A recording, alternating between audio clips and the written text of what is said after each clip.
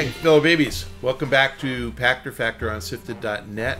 I am hopeful you're watching this real time because you are supporting us as a Patreon patron or as a YouTube subscriber, and if you are, that's great. Thank you. Anything helps. A couple bucks a month, I think, is the YouTube subscription, so not much. If you are doing neither of those, but you have an Amazon Prime account, Amazon will pay us if you link your Prime account to your Twitch Prime account. The instructions are below in the show description, so please try to remember to do that. We get paid if you do that. You have to relink that each month, but if you do, we get paid, so thank you. If you're doing none of those things, you're watching this a week late, that's the price you pay for not paying up. And the other price is you have to follow me on Twitter at Michael Pachter. Question today from YouTube from Andrew Janes. Which game will be Game of the Year for 2022? I'm thinking, what's that, Trombone Hero? What's it called? Is that the game? Is that Power Wash Simulator? That trombone thing. I haven't seen that. Actually. Oh, I think it's called Trombone Hero. It looks really cute. There really is. It's a trombone game. It looks really funny. Elden Ring might be the front runner, but do you think God of War Ragnarok has a chance to beat it? What is the importance of winning end of the year awards? What does it ultimately do for a development studio or publisher? Is there any real evidence that actually matters to the bottom line? Great questions. Look, the usual suspects that are always nominated. God of War, no, it doesn't make any difference. God of War is going to sell a gajillion units, 10 million units, no matter what, and it's going to be a great game. Elden Ring sold twice as many units as it deserved to because half the people who bought it can't play it and hated it, and it was too hard. But obviously, if you're a hardcore gamer, it's the best game ever made. And again, doesn't matter. Those guys don't need the props. They make good games. The guys that actually stand out, you know, it's the little games that never get noticed that get nominated. Yeah, it's a difference maker for those guys. So indie games that get nominated, there's always one and usually two or three. Those guys, it makes a difference because they get discovered. And, you know, games like Hellblade, I mean, before that game, like, who even knew who those guys were? You did, kind of. But that was their breakthrough game. And now suddenly they're like a AAA publisher now, like they're a developer. You know, so I think you'll get these guys. Batman Arkham Asylum, you know, before that game, who the hell was Rocksteady? Like, I'd never even heard of them. I think they might have been a bunch of cast-offs making their first game, but they vaulted into being, you know, really, really good. So it matters for the guys who are unknown. It doesn't matter at all for Sony Santa Monica. Like, nobody cares there. I mean, it's good prestige and it makes them feel good, but those guys are getting bonused based on how many sales they do, and I'm the game review score. You know, they're going to get a 90 plus, and they probably are going to win Game of the Year. But I love it when, you know, it's like, you know, Golf Story or Stardew Valley gets nominated for Game of the Year. Like, to me, I had not played either one. I think both those games got nominated. I hadn't played either one, and I actually downloaded both of them, and they were fun.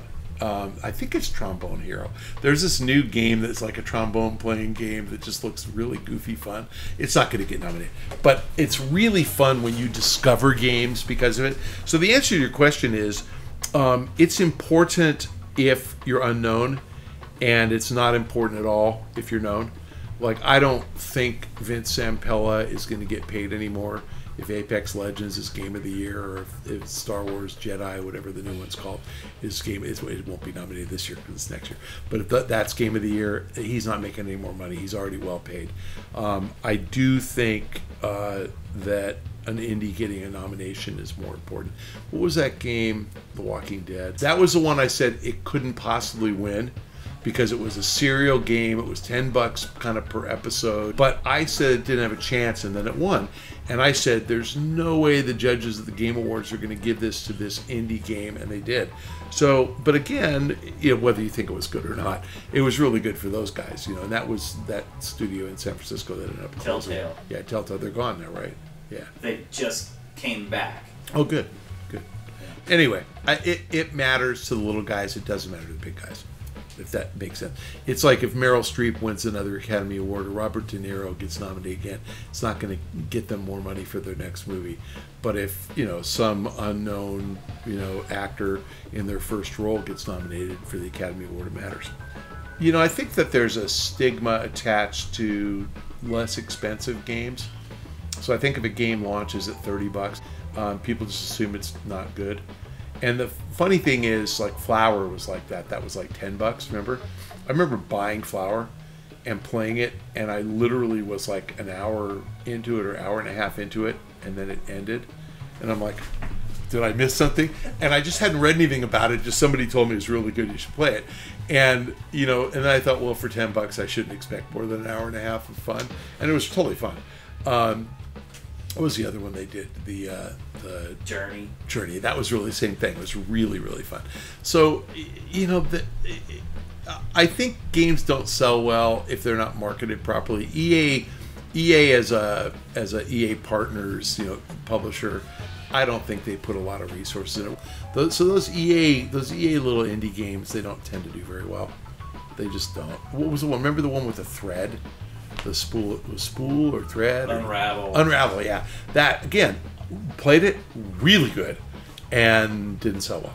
You know, so those games, I think EA's got a kind of unique talent for finding great indie developers and a unique talent for not marketing them properly and getting people to buy the games. So, you know, it's like they're a really good publisher of the other people's great content, and they're really bad at marketing it. And maybe it's just they need to get different people working on it. All right, fellow babies, thank you for joining us on Pachter Factor. If you're a Patreon patron or YouTube subscriber, we really appreciate the support. You're getting the show real time because of that.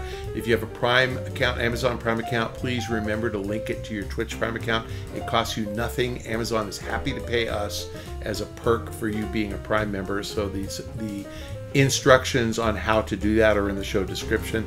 If you are doing none of those things because you're just way too lame to figure it out, at a minimum, you've got to follow me on Twitter at Michael Pachter, and you're getting the content a week late as a punishment. So following me is an even bigger punishment, but follow me because it's fun.